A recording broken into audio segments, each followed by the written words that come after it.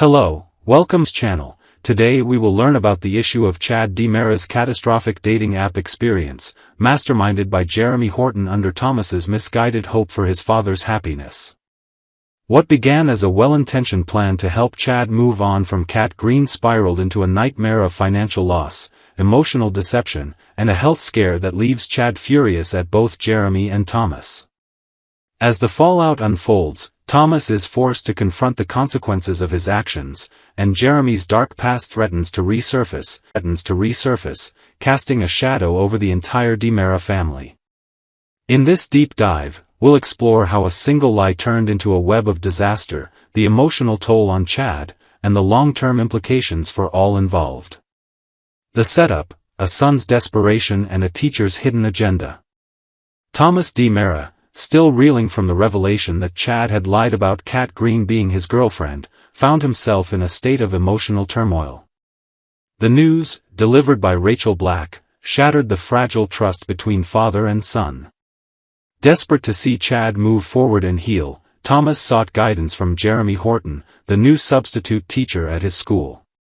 Their conversation on October 22 opened a door that neither fully understood the weight of. Jeremy, who claimed to have changed since his past as a con man, listened patiently as Thomas expressed his hope for his father to find new love and forget Cat. This moment became the catalyst for a dangerous scheme. When Thomas discovered Jeremy was working on creating dating app profiles, an idea sparked: why not craft the perfect match for Chad? What Thomas saw as a loving gesture, Jeremy saw as an opportunity. Jeremy's history included dubious financial schemes and trafficking women, a past that cast serious doubt on his true intentions. By promising to help Thomas, Jeremy gained the boy's trust, positioning himself as a mentor while hiding a darker agenda. His return to Salem was never truly about redemption, it was about reinserting himself into the lives of those he once manipulated, and Thomas's vulnerability made him the perfect entry point. The scam unfolds: romance, deception, and financial collapse. Acting on Thomas's hopes and his own hidden motives, Jeremy created a fake dating profile designed to lure Chad into a false romance. The woman, portrayed as intelligent, compassionate, and deeply interested in Chad's world, was nothing more than a fabrication. Her photos were stolen, her bio carefully crafted to appeal to Chad's emotional needs. When Chad, still hurting from the fallout with Cat and eager to prove he could move on, accepted a date, the trap was set. Their first meeting was a masterclass in manipulation. She listened intently, praised his work at the hospital, and even mentioned his children by name, details Jeremy likely provided. The illusion was so perfect that Chad began to believe he might find happiness again. However, the relationship quickly escalated. She claimed to be in a financial crisis, her family business on the verge of collapse. With tears in her eyes, she asked for a small loan, promising to repay it within weeks. Trusting his heart more than his instincts, Chad, already emotionally vulnerable, agreed to send her money. What he didn't know was that the account he transferred funds to was linked to one of Jeremy's old criminal associates. The money, over $50,000, vanished almost instantly.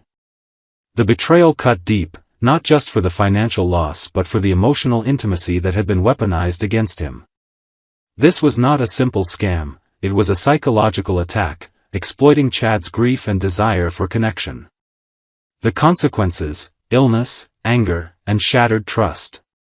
The stress of the financial loss and the emotional toll of the betrayal triggered a severe health crisis in Chad. Overwhelmed by guilt, anger, and anxiety, he was hospitalized with symptoms of acute stress disorder, including insomnia, chest pain, and a temporary spike in blood pressure. Doctors warned him that without significant emotional support, his condition could worsen, potentially leading to long-term health issues. The diagnosis was a wake-up call, not just for Chad but for everyone around him. When he finally learned the truth, that Jeremy had orchestrated the entire scheme, and that Thomas had unknowingly approved it, his anger erupted. Confronting Thomas, Chad's voice trembled with a mix of pain and fury. He didn't blame his son for wanting him to be happy, but he could not forgive the reckless way the plan was executed. You wanted me to move on, but you handed me to a wolf, Chad said, leaving Thomas in tears. The bond between father and son, already fragile, now teetered on the edge of collapse. Chad then turned his rage toward Jeremy. He stormed into the school, demanding answers, but Jeremy remained calm, almost smug, claiming he only followed Thomas's wishes. The confrontation ended with Chad threatening legal action, but the damage was done. Thomas, devastated by his father's pain, began to see Jeremy not as a mentor, but as a manipulator using him to hurt his own family.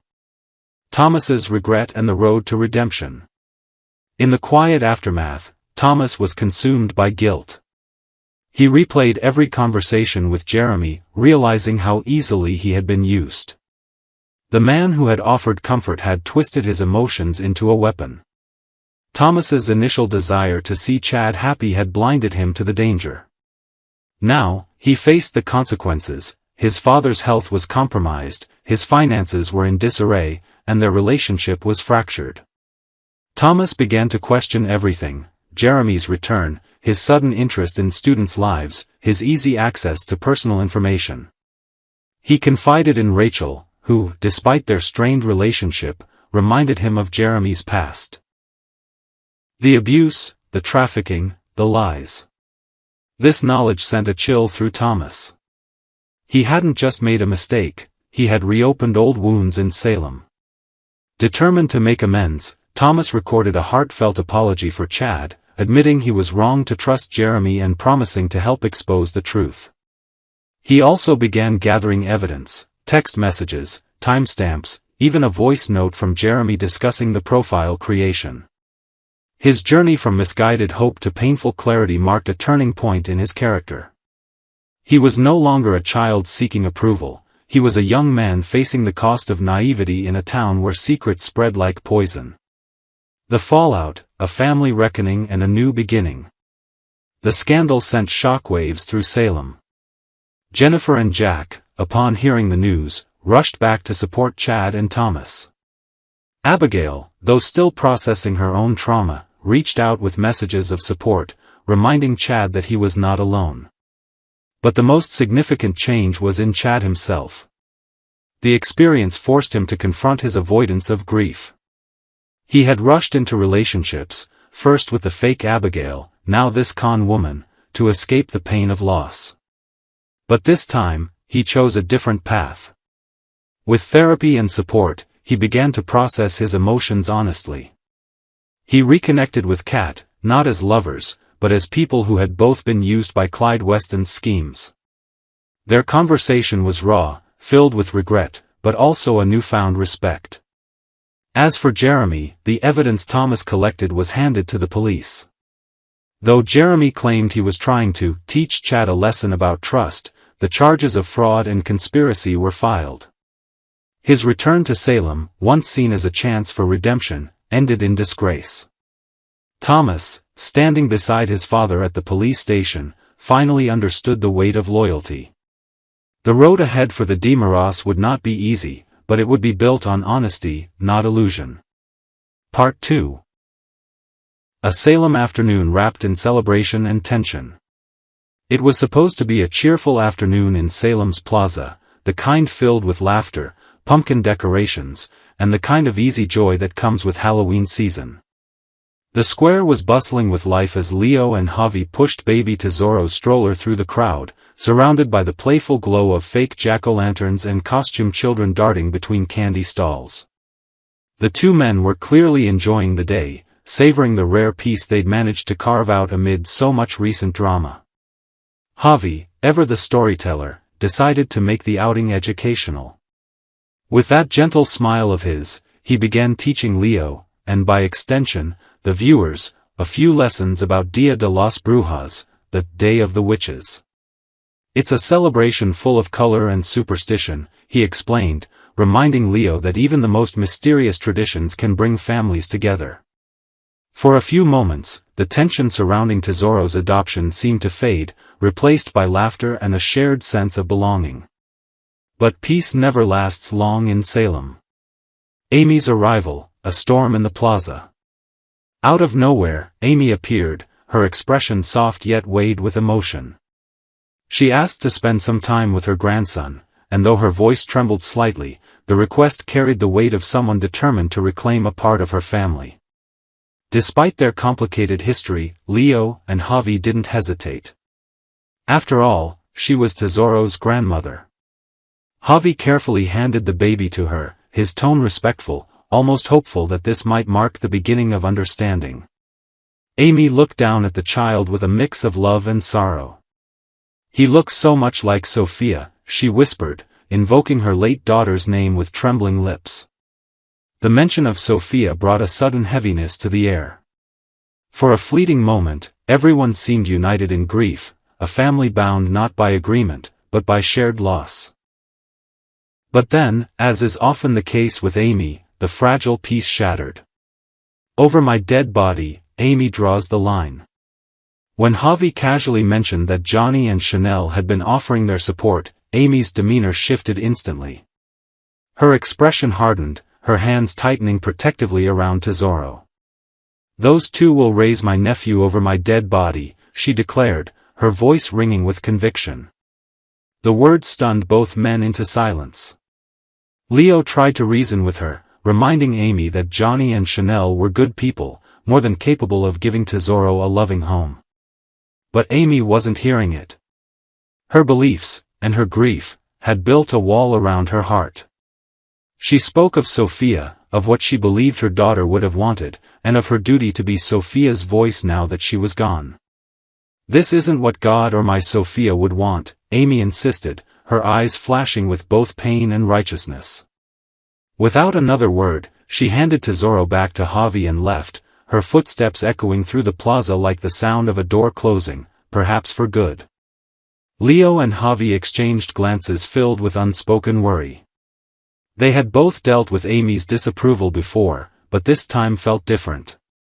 This wasn't just a disagreement, it was a declaration of war. A parallel heartbreak, Sarah ends her marriage. Elsewhere in Salem, another kind of heartbreak unfolded, quieter, but no less devastating. Inside her apartment, Sarah Horton faced Xander Cook one last time. The tension between them had been simmering for weeks, and now, it had finally reached its breaking point. Xander, never one to give up easily, tried again to apologize for everything, the lies, the broken promises, the reckless choices that had driven a wedge between them. But Sarah, her eyes tired and her tone steady, stopped him. "It's over, Xander. Not just for now. Forever." Her words were deliberate, final. There was no shouting, no dramatic gesture. Just the weary resignation of a woman who had given every chance she could. She reminded him that love, no matter how passionate, can't survive without trust. Xander tried to reach for her hand, but she pulled away gently. The strength in her voice made it clear, she had made peace with her decision. As Xander left the room, the door closing behind him felt symbolic, the end of an era for a couple who had weathered countless storms, only to be undone by their own history. In the plaza, hope, worry, and an uncertain future. Back in the plaza, night had fallen. The lights from the Halloween decorations flickered across the cobblestone streets, giving the whole scene an otherworldly glow. Johnny and Chanel arrived, still fresh from the bar, only to find Leo and Javi lingering with Tesoro. When they heard what had happened with Amy, concern washed over their faces.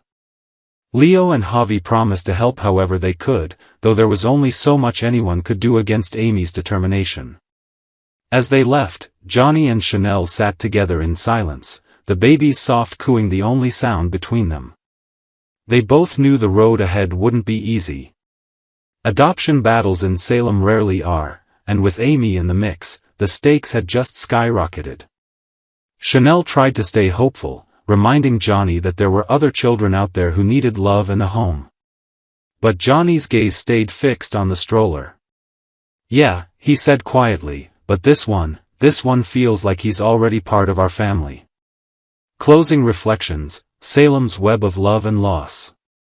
By the episode's end, 3 lives, Amy, Sarah, and Xander, stood at emotional crossroads.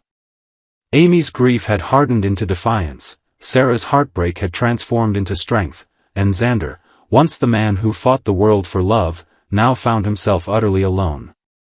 In true Days of Our Lives fashion, the episode balanced sorrow with hope, faith with fear.